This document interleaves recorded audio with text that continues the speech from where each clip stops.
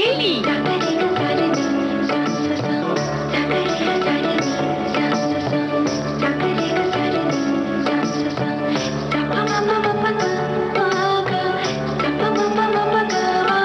सखी सहेली।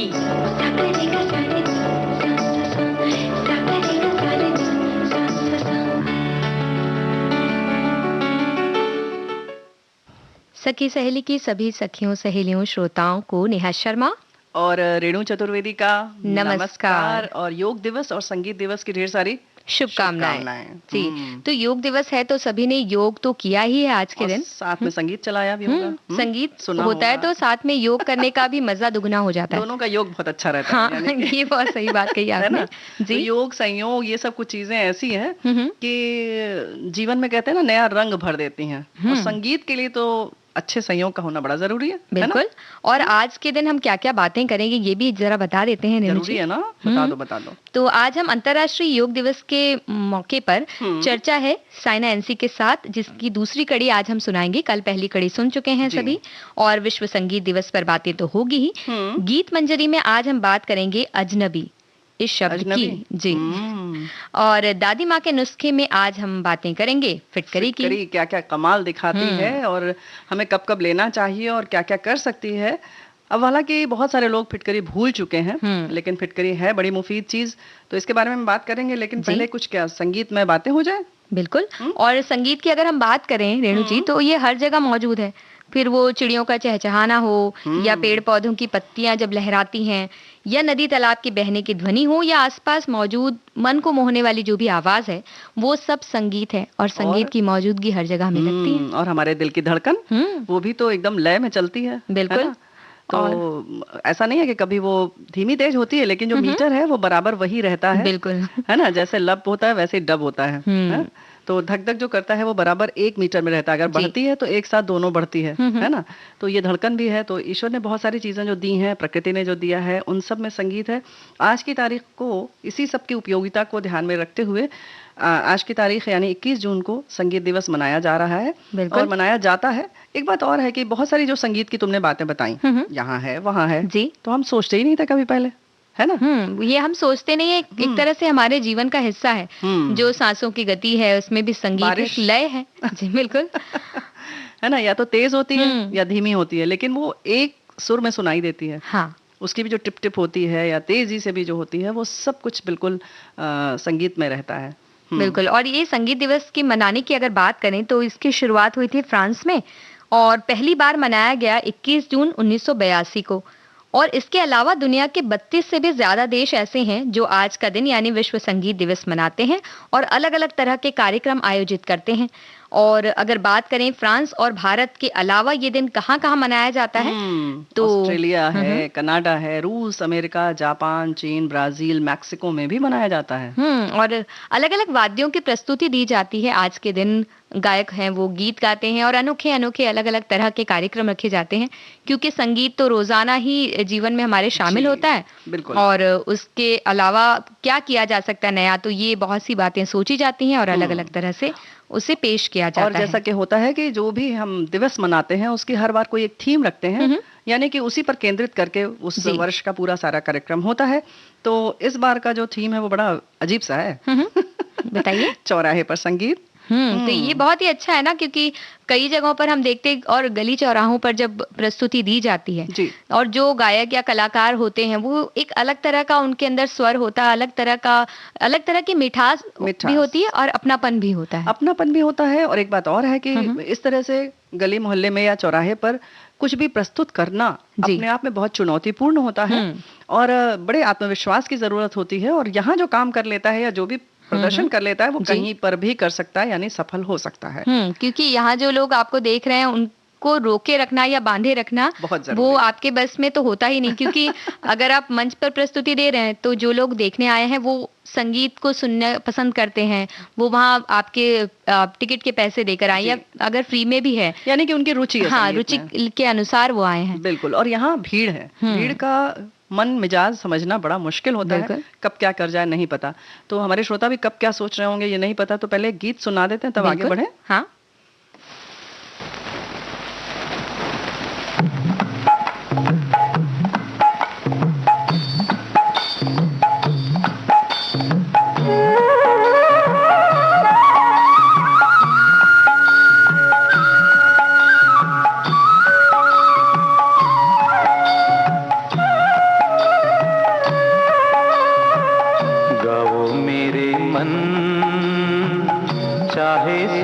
चमके रे चाहे लगा हो ग्रहण, गाओ मेरे मन। चाहे सूरज चमके रे चाहे लगा हो ग्रहण, गाओ मेरे मन।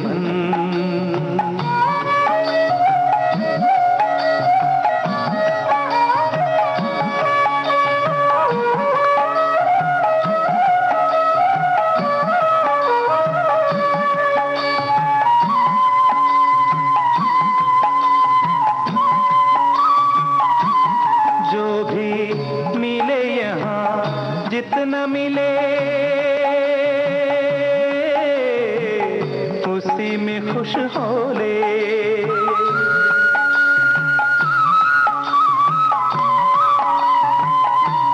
जो भी मिले यहाँ जितना मिले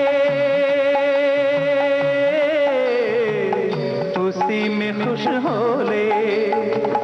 पूरा नहीं होता किसी का यहाँ हर सपन, गाओ मेरे मन। चाहे सूरज चमके रे चाहे लगा हो ग्रहण, गाओ मेरे मन।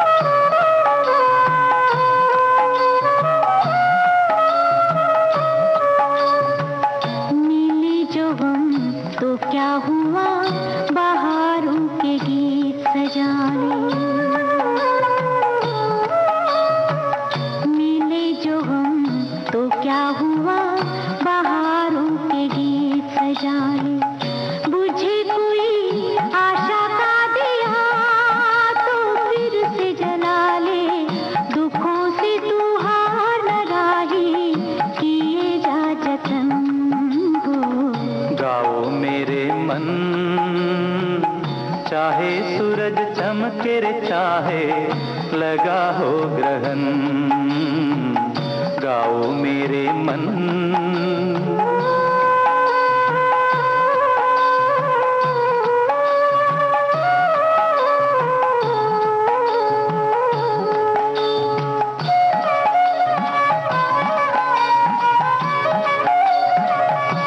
रोकर चल चाहे हंस के तू चल, चलना तुझे होगा।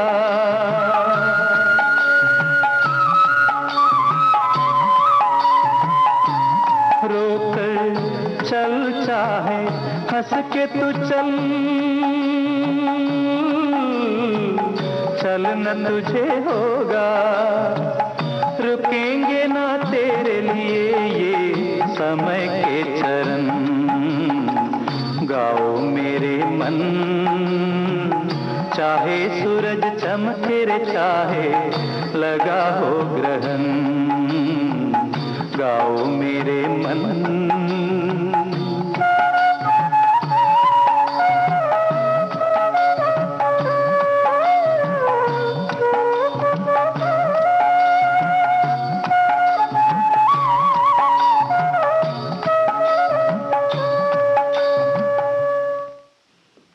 तो संगीत की जब बात होती है तो ऐसा लगता है कि संगीत से बहुत सारी चीजें जो है वो आसान हो सकती हैं। जी हाँ। मन शांत हो सकता है।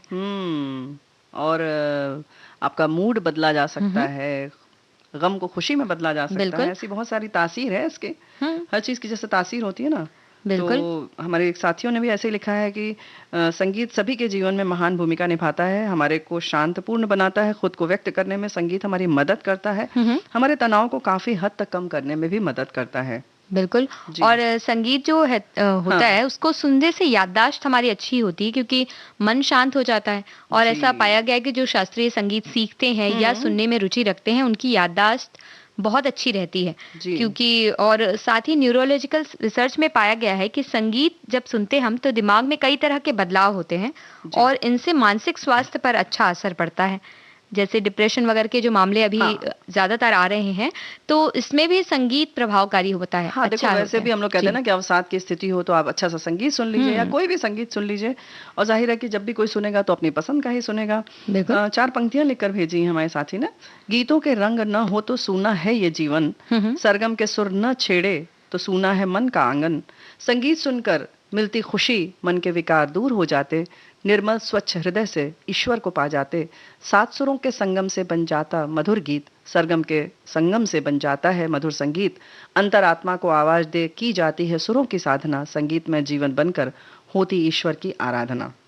बहुत ही अच्छी बात इन्होंने लिखी, और एक तरह से जो संगीत दिवस या संगीत के बारे में बातें हम कर रहे हैं वो पूरी की पूरी चीज इन्होंने इन पंक्तियों में ले आई है कि ये सारी चीजें हो सकती हैं, ईश्वर से जुड़ाव भी हमारा होता है उससे संगीत के माध्यम से, और बहुत सी अच्छी अच्छी बातें होती हैं। अगर जिन्हें रातों में नींद नहीं आती है तो उन्हें नींद लाने के लिए भी संगीत की थेरेपी भी होती कई, बिल्कुल, तो वो फायदेमंद होती है।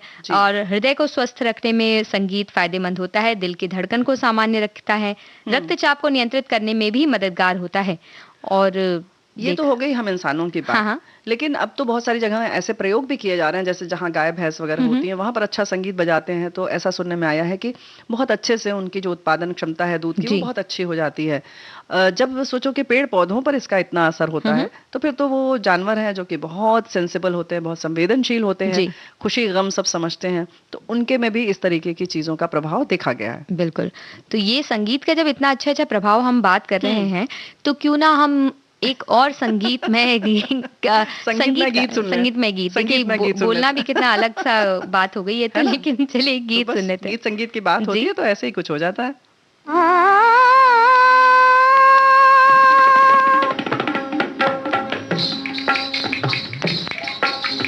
मन में नाचे मन के उमंगे, बन में नाचे मोर, मन में नाचे मन के उमंगे, बन में नाचे मोर, डूबी जाए चांदनी झूमे घटा घन घोर, मन में नाचे मन के उमंगे, बन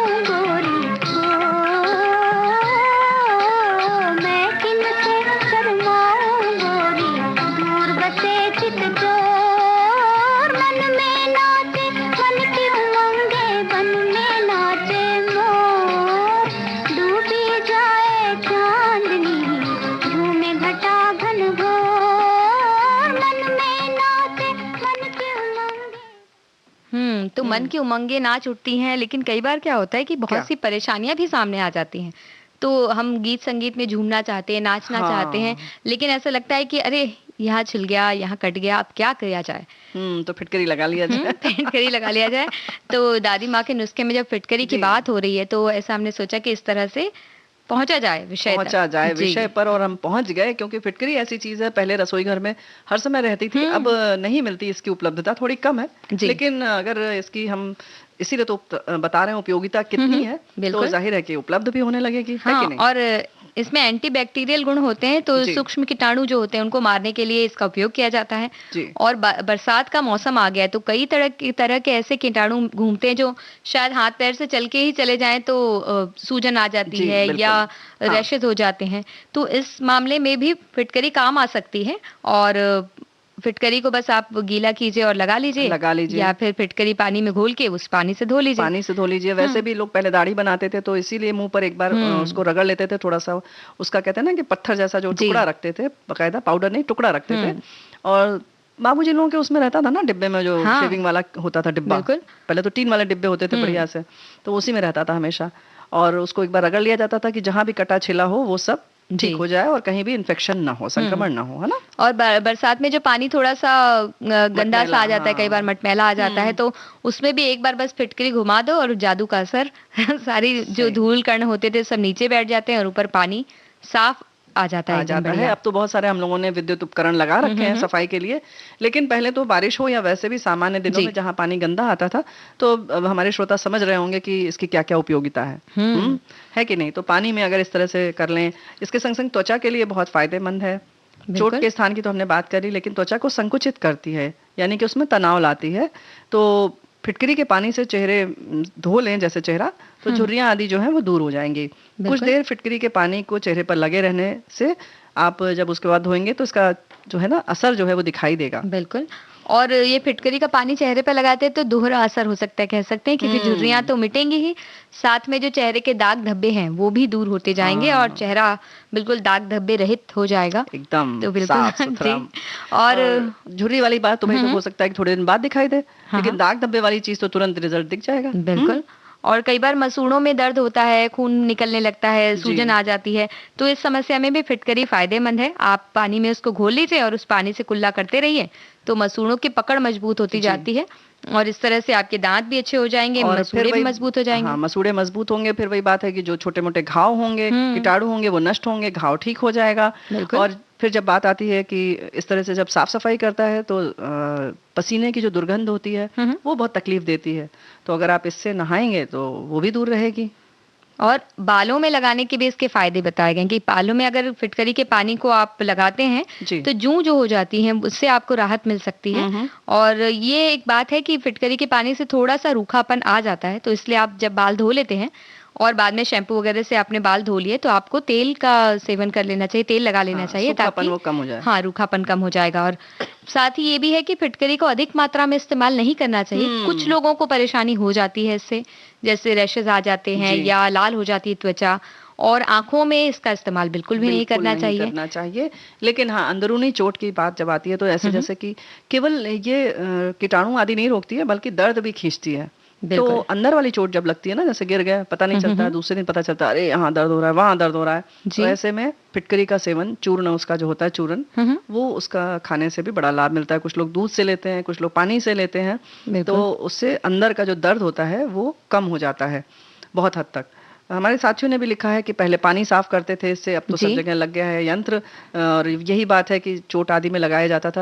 यहाँ तक कि जो गर्मी में घमौरियां होती है ना, उस पर भी इसको रगड़ लिया जाता था, उसका छोटा सा टुकड़ा लेकर, तो बहुत हद तक उससे राहत मिल जाती थी और वो जैसे मर सी जाती थी। अब देखे ना रेणु जी, पहले कितना अपनापन होता था फिटकरी के साथ हमारा, लेकिन अब धीरे धीरे वो अजनबी होती जा रही है। बिल्कुल सही बात है। तो अजनबी तो अजनबी ही है जी, अपना बना लेते हैं। हाँ। कभी पहले देखा नहीं ये समा, ये मैं भूल से आ गया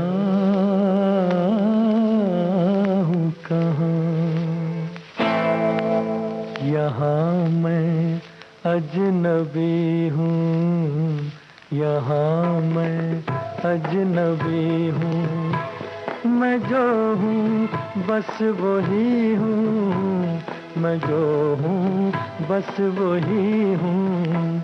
यहाँ मैं अजनबी हूँ, यहाँ मैं अजनबी हूँ।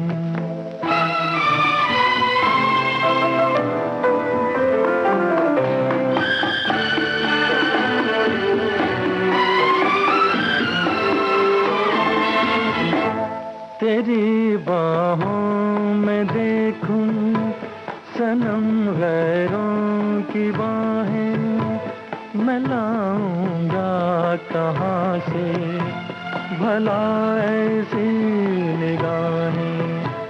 ये कोई रक्स होगा, कोई दस्तूर होगा, मुझे दस्तूर ऐसा कहाँ मंजूर होगा। भला कैसे ये मेरा लहू हो जाए पानी, मैं कैसे भूल जाऊं, मैं हूँ हिंदुस्तानी। यहाँ मैं अजनबी हूँ, यहाँ मैं अजनबी हूँ।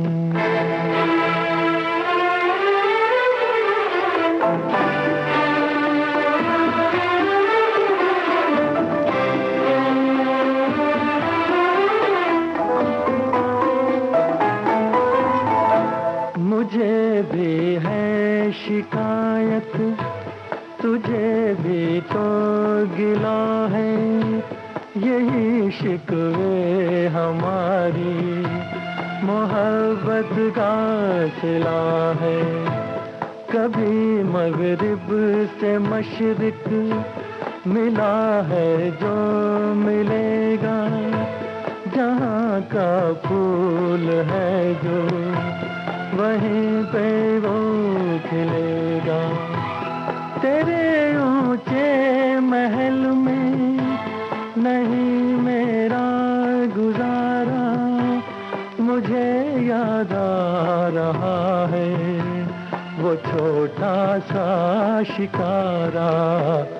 यहाँ मैं अजनबी हूँ, यहाँ मैं। तो ये अजनबी की बात कह दी फिटकरी ने, बहुत दुखी हो गया ऐसा लग रहा है। लेकिन अपने अपने घर में आप फिटकरी ला सकते हैं, बाजार में अभी भी मिलता है। और कई बार ऐसा होता है ना, नींबू अगर बहुत महंगा हो जाता हाँ। है, दूध फाड़ना है, पनीर बनाना है, तो फिटकरी काम आ जाती है। जी, तो ये तो बड़े घरेलू अच्छे अच्छे उपाय हैं और इनका प्रयोग करते रहना चाहिए, क्योंकि ये सब कुछ प्राकृतिक चीजें हैं, इनसे हम पता नहीं क्यों दूर होते जा रहे हैं।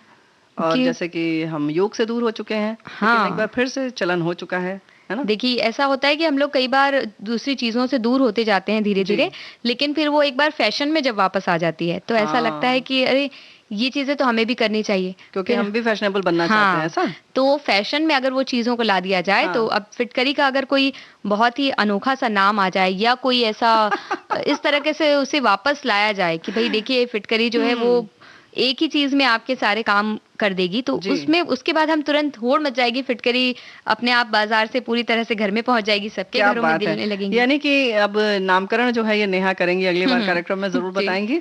लेकिन हाँ, जहाँ तक योग की बात है, इसके बारे में तो आज खास तौर से 21 जून जो है ना नेहा, सबसे लंबा दिन होता है। खगोल शास्त्रियों के अनुसार जब सूर्य उत्तरी गोलार्ध में चलकर भारत के बीच से गुजरने वाली कर्क रेखा में आ जाता है, इसलिए इस दिन सूर्य की किरणें जो है धरती पर ज्यादा टाइम के लिए पड़ती हैं। इस दिन सूर्य की रोशनी धरती पर करीब 15-16 घंटे तक पड़ती है, जिस कारण 21 जून जो है सबसे लंबा दिन होता है साल का। शायद इसीलिए योग मना दिवस के लिए इस दिन को चुना गया। हाँ, ताकि और जल्दी उठ जाए तो आपको दिन और लंबा मिलेगा। और जब योग आप सुबह सुबह करते हैं तो मन प्रसन्न रहता है पूरे दिन। तो जो सबसे लंबा दिन है उस दिन तो कम से कम आप एक बहाने के लिए ही चाहे योग करना शुरू करें, और उस दिन के बाद से उसे अपना लें, अपने जीवन में डालें। और देखो, दिवस मनाते ही इसीलिए है ना कि हमें सब चीजों की उपयोगिता मालूम है, सब कुछ ये अच्छा है वो अच्छा है, लेकिन कहीं ना कहीं व्यस्तता तो नहीं कहेंगे, हाँ, लेकिन हमारी कुछ कुछ है चालाकियाँ जिसकी वजह से हम छोड़ देते हैं।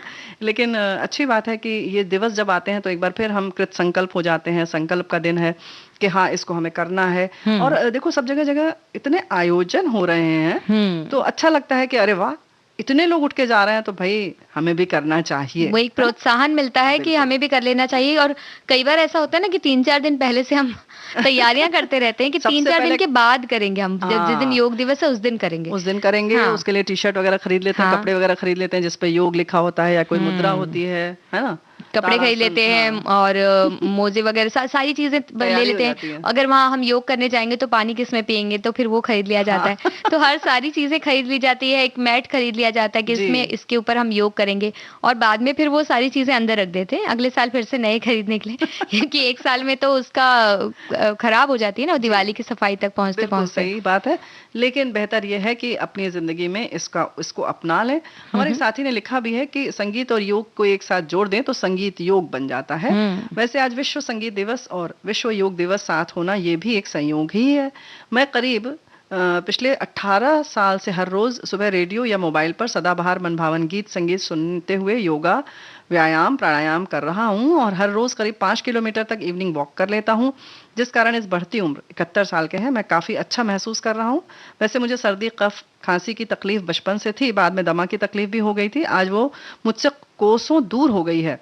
इस दिन पर छोटा सा संदेश देना चाहता हूँ, करोगे हर रोज योग, रहेगा कोसों दूर हर रोग, साथ में विविध भारती पर सुनते रहोगे मनभावन गीत संगीत, तो मन और दिल रहेगा प्रसन्न चित्त। क्या बात है? तो बहुत ही अच्छी बात इन्होंने कही और ये बात बिल्कुल सही कही। बहुत से ऐसे व्यक्तित्व हैं, प्रसिद्ध भी हैं, जिन्हें हम देखते हैं, अपने हमारे आसपास भी हैं, जो योग रोजाना करते हैं और संगीत सुनते हैं, प्रसन्न रहते हैं और सुबह सुबह उठ के वॉक पर चले जाते हैं, बातें करते हैं आपस में। और तो लगता नहीं पहले तो ये आप निश्चित कर लीजिए कि आपको खुश रहना है, स्वस्थ रहना है कि नहीं, पहले इस बात का संकल्प लीजिए।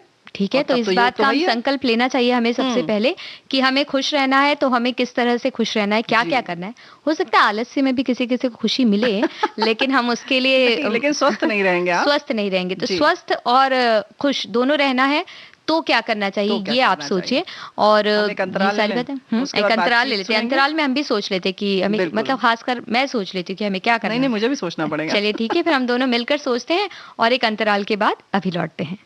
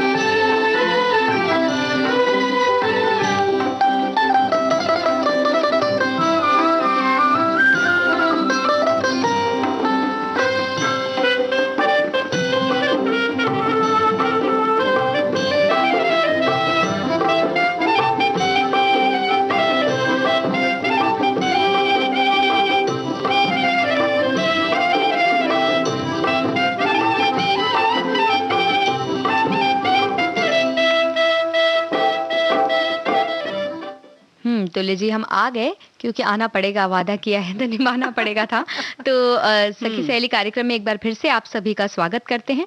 और जैसे कि हम बात कर रहे थे कि योग करना है, स्वस्थ रहना है, खुश रहना है, तो इसका निर्णय हम ले लें, आज प्रण कर लें और साथ ही साथ सुन लेते हैं बातचीत।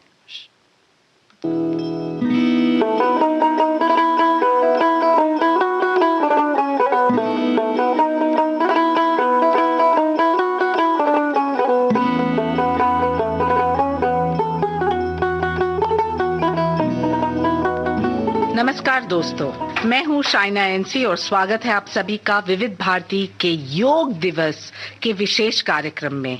योग एक कला है जो हमारे शरीर, मन और आत्मा को एक साथ जोड़ता है, हमें मजबूत और शांतिपूर्ण बनाता है।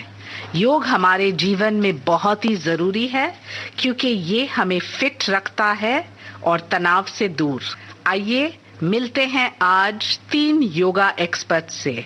डॉक्टर निवेदिता श्रेयांस जो हार्टफुलनेस मेडिटेशन चलाती है, स्वागत है आपका। नमस्कार। डॉक्टर मिकी मेहता, जो एक योग गुरु और होलिस्टिक गुरु है। मैं मिकी मेहता हूँ, मैं योग का एक शिष्य हूँ और मेरा प्रयास यही है कि योग के द्वारा मेरा विकास हो, मेरी आत्मा उन्नति हो और इस जगत में मैं योग का फैलाव, उसका संदेश है, मैं पूरे देश विदेश हर तरफ फैला सकूं। और शम्मी गुप्ता जी, जो योगालय चलाती है। नमस्कार, मैं हूँ शम्मी गुप्ता। योग अपनाओ, रोगों को दूर भगाओ, जो करेगा योग उन्हें नहीं छुएगा कोई रोग। ये ना सिर्फ एक कहावत है, हकीकत है। तो इसके ऊपर आपकी टिप्पणी। आज योग दिवस है और मैं कहना चाहूंगी कि अगर आप जिंदगी के हर एक मोमेंट का लुत्फ उठाना चाहते हैं तो उस मोमेंट को देखिए आप, और आप योग के मोमेंट में चले जाएंगे। खाना खा रहे हैं, प्यार से खाइए, एंजॉय कीजिए। बात कर रहे हैं, मस्ती से बात कीजिए। चल रहे हैं, जरा चाल को देखते हुए चलिए और देखिए आप बिल्कुल भी योगिक मोमेंट में आ गए। हम ह्यूमन बींग्स में एवोल्यूशन होने की बहुत कैपेसिटी है, इवॉल्व पर्सन। अगर आपको एक इवॉल्व पर्सन या इंसान बनना है या उन्नत इंसान बनना है तो इसके लिए सिर्फ एक ही माध्यम है, एक ही रास्ता है, वो है योगा। अगर आपको एक बेटर ह्यूमन बीइंग बनना है, अंदर से स्ट्रांग होना है, मेंटली स्ट्रांग होना है, फिजिकली स्ट्रांग होना है, अगर आपको रात को चैन की नींद सोनी है तो इसके लिए सिर्फ एक ही माध्यम है, वो योगा। इसलिए मुझे लगता है कि योगा दिवस का जो हम सेलिब्रेशन करते हैं बहुत ही इम्पोर्टेंट है, बहुत ही जरूरी है। इसकी जागरूकता हर जगह होना बहुत जरूरी है क्योंकि लोगों का इसका इम्पोर्टेंस अभी तक पता नहीं है। इसमें बहुत गहरी सीक्रेट्स है जो हर एक इंसान को हैप्पीनेस की ओर ले जा सकती है। तो इसलिए मुझे लगता है ये बहुत ही अच्छा एक प्रोग्राम है जिसको सारे जग भर ने सपोर्ट करना चाहिए। And we are grateful to Shaina NC madam for organizing this wonderful program. योग से मनुष्य जात का विकसित होना होता ही है, क्योंकि योग हमें सिखाता है कि हमें कैसे कमल जैसे कीचड़ में होता है वैसी कमल की भांति हमें रहना है। और हमारे संसार में जो कुछ भी चले हमें उससे कोई फर्क नहीं पड़ना चाहिए। एक बार हम योग आसन में बैठ गए तो हम इतने स्थिर हो गए कि हम कमल की भांति हो गए। और कमल की भांति हमें वही श्रद्धा से, वही प्योरिटी से रहना है। योग है एकता, एक जोड़ना और पूरे ईश्वर और सृष्टि के साथ एक हो जाना। तो सृष्टि के साथ एक हो जाइए और योग कीजिए। सभी लोग काम को शॉर्टकट या जल्दी में करना चाहते हैं। ऐसे में योग कितना रेलेवेंट होता है और कैसे हम देखें कि वो लोगों को आकर्षित करें? योग अपने आप को अपने आप से परिचित करता है, अपने आप को अपने आप से मिलाता है। और ये प्रक्रिया कोई टाइम बाउंड प्रक्रिया नहीं है, उसमें आप जितना गहरा उतरे उतना ही नशा आता है। योग की और एक परिभाषा है स्वास्थ्य, और स्वास्थ्य दो शब्दों में बटा हुआ है, स्वयं और आस्था। तो जब अपने आप से परिचित हो जाए और स्वयं में आस्था आ जाए तो उसके साथ धैर्य बढ़ता है। जहाँ धैर्य बढ़ता है वहाँ वक्त की पाबंदी का कोई सवाल ही नहीं उठता है। तो धैर्य, आस्था और सबसे बड़ी बात है दृष्टा। योग में अगर आप धैर्य के साथ, आस्था के साथ और दृष्टा के साथ चाहे आप आसन करें, ध्यान करें या प्राणायाम करें, ये आपके अंदर से आप सुई धागे से अपने आप को एकजुट केवल्य की अवस्था में आप उसकी सिलाई कर रहे हैं। और हम एक ही ऐसे कपड़े पे, फैब्रिक जिसको बोलते हैं, fabric of oneness, fabric of एकता, एकता में अनेकता, अनेकता में एकता, ये योग के द्वारा हम हासिल कर सकते हैं। और वंस अगेन योग आपको टाइमलेस बनाता है, तो समय की पाबंदी का सवाल ही नहीं आता। योग एक साधना है। आई थिंक जिंदगी में कोई भी चीज जो सही तरीके से की जाए उसका कोई शॉर्टकट हो ही नहीं सकता। ये एक लाइफस्टाइल है जिसमें कि आप हर एक चीज को इंक्लूड करते हैं, खान पान, रहन सहन, सोना, शरीर को देखना, अपनी थॉट्स को देखना, सोशल लाइफ को देखना। तो ये एक साधना है जिसको कि आपको कंटिन्यूअसली करना है। लेकिन अगर मैं आपके क्वेश्चंस को जरा प्रैक्टिकली लूं, जहाँ के लोगों के पास टाइम नहीं है, दौड़ भाग कर रहे हैं, तो योग में इतने सारे टूल्स हैं, इतने कॉम्पोनेंट्स हैं कि उसके अगर छोटे मोटे पार्ट्स को भी लें तो चलते फिरते भी करते हुए कुछ ब्रीदिंग हो गया, कुछ मूवमेंट हो गया, इस तरह के प्रैक्टिसेस को करते हुए जिंदगी के छोटे मोटे प्रॉब्लम्स को सॉल्व कर सकते हैं। और कुछ 5 मिनट में रिलैक्स हो सकते हैं। कहीं अगर परेशान हो, सोच नहीं पा रहे हो, तो उसकी जो छोटे छोटे टूल्स हैं उसको यूज करके अपने रोजमर्रा के दौड़ भाग की लाइफ में एक स्थिरता ला सकते हैं। अभी आप देखिए, सबको आदत हो गई है 2 मिनट नूडल खाने की, राइट? बट वो 2 मिनट नूडल जब आप खाते हो तो थोड़ी देर में वापस भूख लगती है, राइट? तो योगा भी ऐसे ही है, ये 2 मिनट में सीखा नहीं जाता है।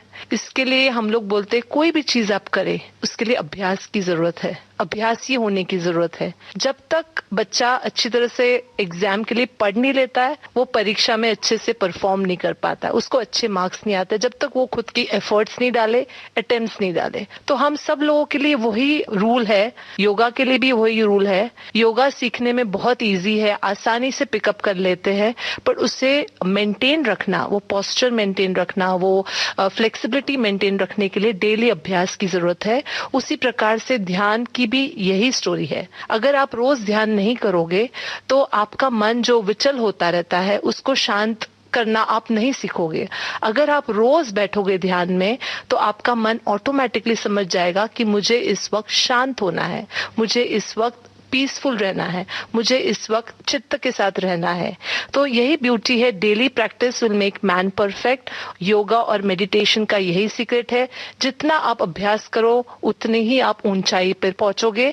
यह है ब्यूटी योगा और मेडिटेशन की। योगा को धर्म से जोड़ा जाता है, इसके बारे में क्या कहेंगे आप? ये किसके लिए है? क्या ये जनता के लिए है या कोई कौम के लिए है, या फिर जैसे कि हम कहते हैं भारत में unity in diversity, so should every citizen be practicing yoga?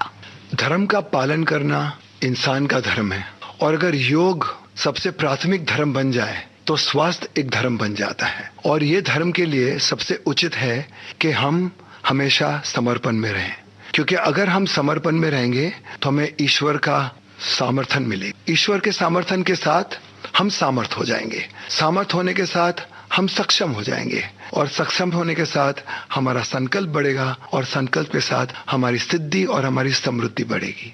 ये बहुत ही कॉमन क्वेश्चन है और काफी लोग कितनी बार नहीं करना चाहते हैं, क्योंकि उनको लगता है कि योगा धर्म से जुड़ा हुआ है, इसका धर्म से कोई रिलेशन नहीं है। धर्म आपको फॉलो करने को बोलता है कुछ रूल्स रेगुलेशंस को या रिचुअल्स को, जहाँ आप किसी ऑलरेडी स्टैब्लिश्ड पाथ को फॉलो करते हैं। योग के द्वारा आप अपने आप को फॉलो करते हैं। ये आपकी इनर जर्नी है, जहाँ आप अपने आप को ढूंढते हैं, ढूंढते हुए समझते हैं। तो प्रैक्टिकल टर्म्स पे अगर देखा जाए, जो कि क्वेश्चंस आते हैं कि क्या योग धर्म से जुड़ा हुआ है, इसका कोई रिलेशन नहीं है। I agree with opinion Mickey ji ने जो बताया और शमी जी ने जो बताया। वो एक्चुअली धर्म क्या होता है, हर एक इंसान हर जगह भागता है। कोई गुरुद्वारा भागता है, कोई मंदिर भागता है, कोई मस्जिद भागता है, कोई चर्च में भागता है, बट फाइनली लोगों को ये नहीं समझता है कि उनके अंदर ही भगवान बसा है। तो सबका धर्म एक है और हम सब लोग एक ही सोर्स से आए हुए हैं। उस सोर्स से सबको जुड़ना है जो हमारे भीतर ही है, हमारे हृदय में है। तो अगर ये सोच के हर एक इंसान अगर चले तो योगा और धर्म का मिलन होना ही है। अगर ये आइडिया अगर लेके चले तो this is what I feel. तो ये थे 3 योगा के experts, doctor Nivedita Shreyans, doctor Mickey Mehta और शमी गुप्ता। आप सब जानते हैं कि 21 जून को अंतर्राष्ट्रीय योग दिवस हम मनाते हैं। Times of India, I love Mumbai का yoga by the bay Marine Drive पे हर एक व्यक्ति का स्वागत है। और हम जानते हैं कि आज जिस परिप्रेक्ष्य में प्रधानमंत्री ने योगा को पॉपुलर किया है पूरे विश्व में, इसके लिए भारत को प्रशंसा मिलती है। योग अपनाएं, आत्मशक्ति जगाएं। ये ना सिर्फ एक कहावत है, मैं मानती हूँ कि ये एक लक्ष्य होना चाहिए हर एक नागरिक के लिए। योग दिवस पर विशेष कार्यक्रम यहीं समाप्त होता है। इसके साथ शाइना एनसी को दीजिए आज्ञा। नमस्कार।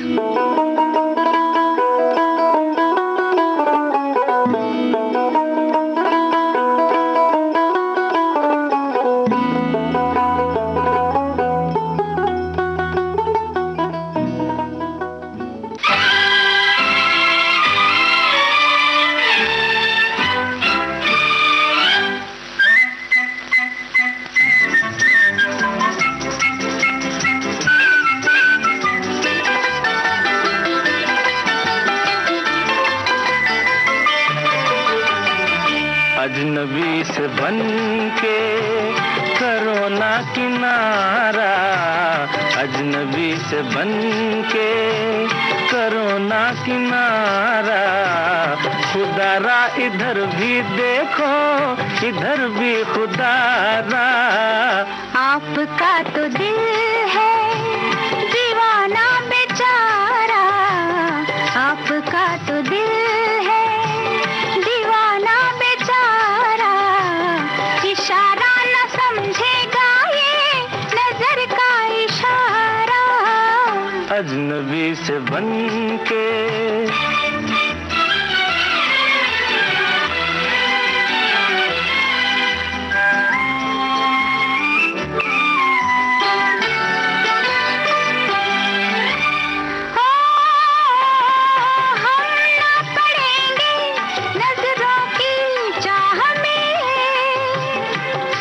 चल रही हो क्यों मेरी राह में, हम ना पड़ेंगे नजरों की चाह में। फिर चल रही हो क्यों मेरी राह में, बेखुदी में हमको मौसम ने था पुकारा। अजनबी से बन के करो ना किनारा, खुदारा इधर भी देखो, इधर भी खुदारा। आपका तो दिल है दीवाना बेचारा, इशारा न समझेगा ये नजर का इशारा।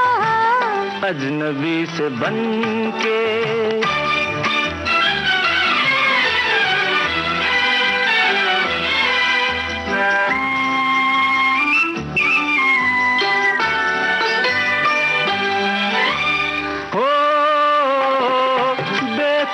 दिल है ऐसी भी चाल क्या, दिल है तुम्हारा हम जाने हाल क्या।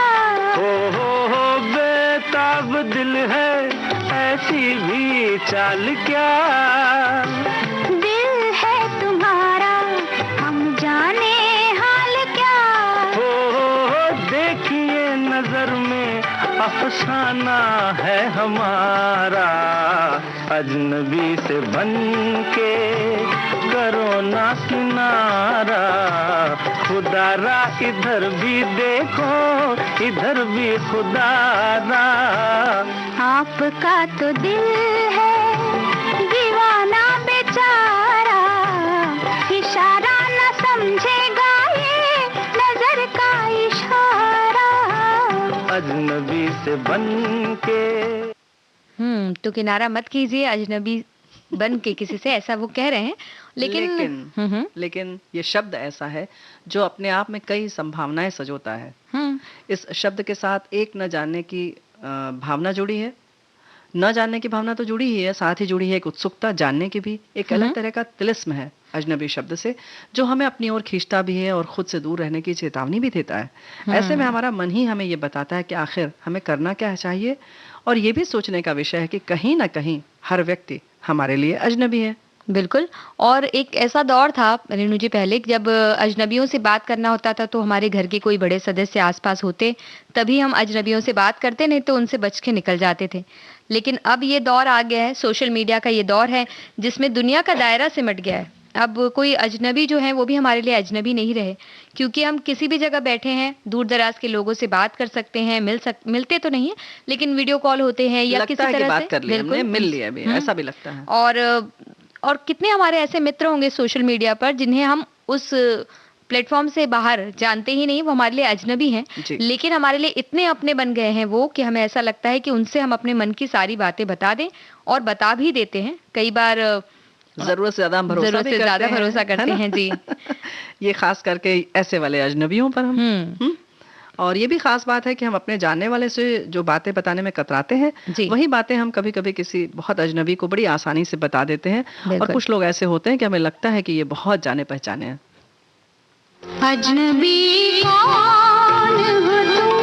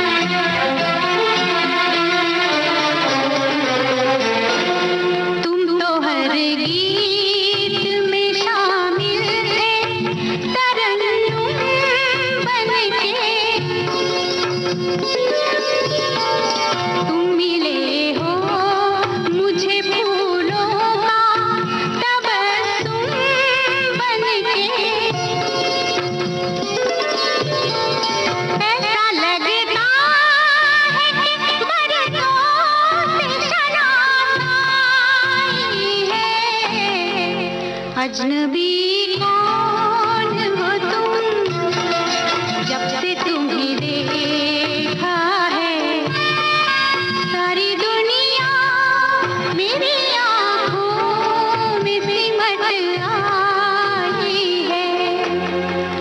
अजनबी कौन हो तुम।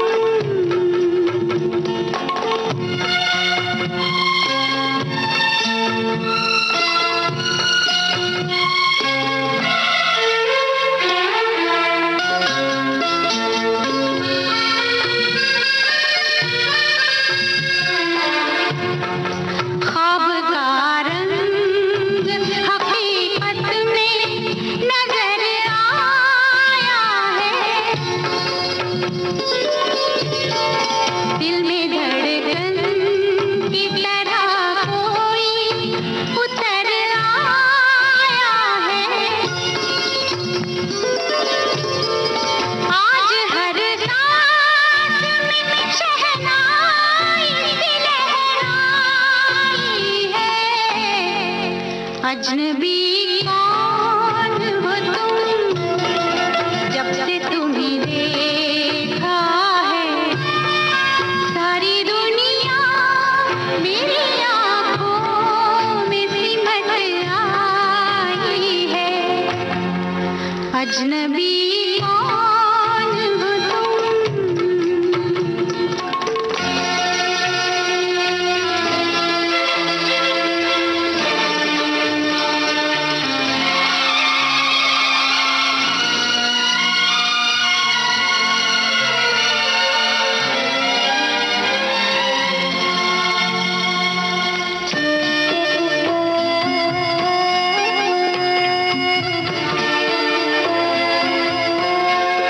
कोई आहट सी अंधेरों में चमक जाती है, रात आती है तो तन्हाई महक जाती है। तुम मिले हो या मोहब्बत ने गजल गाई है।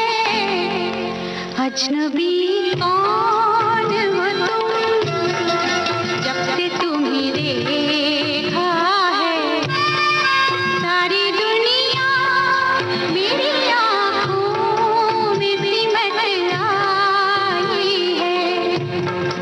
अजनबी कौन हो तुम। रेणु जी, यूं तो कहा जाता है कि अजनबियों पर भरोसा करना ही नहीं चाहिए। बिल्कुल। लेकिन हम ये नहीं कहते कि उन पे भरोसा बिल्कुल नहीं करना चाहिए, लेकिन ये जरूर कहते हैं कि परख कर दोस्ती करना बहुत जरूरी है।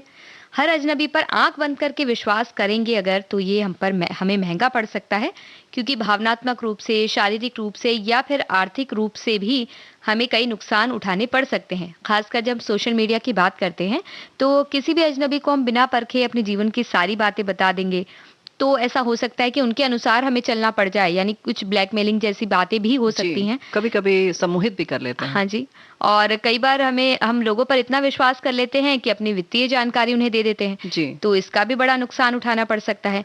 तो खासतौर पर और कुछ मामलों में ऐसा भी देखा जाता है कि सोशल मीडिया के किसी अजनबी से हम इतना जुड़ जाते हैं कि अपने आसपास के लोगों से बिल्कुल कट जाते हैं, और अचानक से वो अजनबी अगर गायब हो जाए, उसकी प्रोफाइल जो है वो गायब हो जाए, तो हम मानसिक रूप से हमें कई बार आघात लग जाता है और हम डिप्रेशन जैसी स्थिति में भी पहुंच जाते हैं। तो ये चीजें थोड़ी संभाल के चलनी चाहिए, थोड़ा संभाल के चलना चाहिए, बहुत ज्यादा संभाल कर चलना चाहिए। लेकिन वहीं जिंदगी में कुछ ऐसे भी अजनबी होते हैं जो हमारे लिए अजनबी नहीं है, लेकिन उनके लिए हम जरूर हो सकते हैं। अच्छा? जैसे कि हम उन किरदारों की बात कर रहे हैं जिन्हें हम पर्दे पर देखते हैं या जिनकी लेखनी से हम रूबरू होते हैं, जो हमें नजर आ जाते हैं और उनके व्यक्तित्व की एक हमने कहते हैं कि हम छाप बना लेते हैं अपने मन में कि वो ऐसे ही हैं, एक गढ़ लेते हैं छवि, और उसी के अनुसार हम उन्हें जानने लगते हैं और हमें लगता है कि हम तो इनकी हर एक चीज से वाकिफ हैं। बिल्कुल। तो जाहिर है कि वो अजनबी होते हुए भी अपनों की तरह लगते हैं, बहुत करीब लगते हैं और उनसे हम जुड़ जाते हैं, चाहे वो लेखक लेखिका हो, चित्रकार हो, मूर्तिकार हो या कोई भी कलाकार हो, संगीतकार हो। तो ऐसे जाने पहचाने अजनबी वास्तव में वैसे ही हैं या नहीं, ये तो हम नहीं जानते, लेकिन हाँ, जो अजनबीपन वाली जो छाप है वो जरूर कहीं ना कहीं दूर हो जाती है और बहुत अपने से लगते हैं, है ना।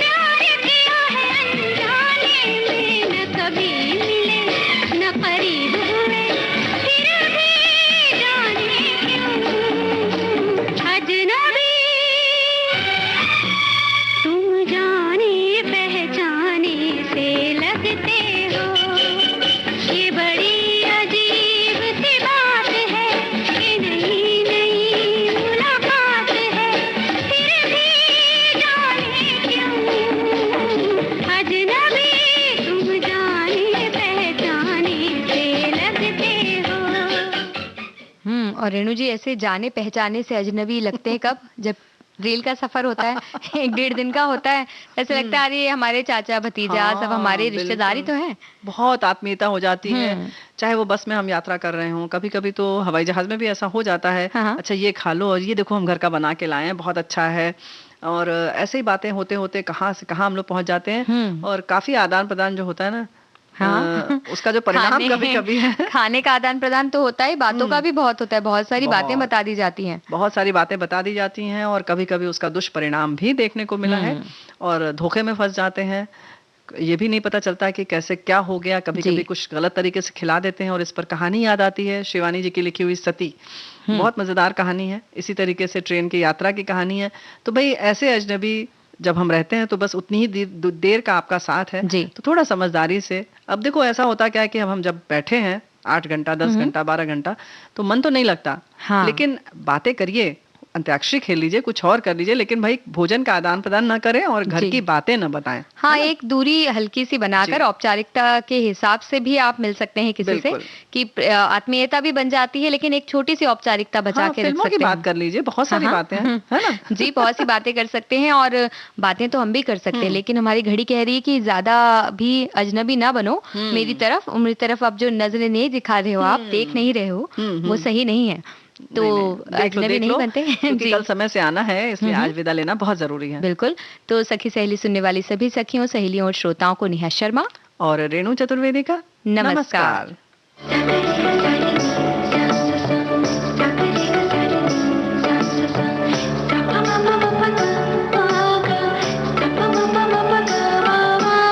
सखी सहेली।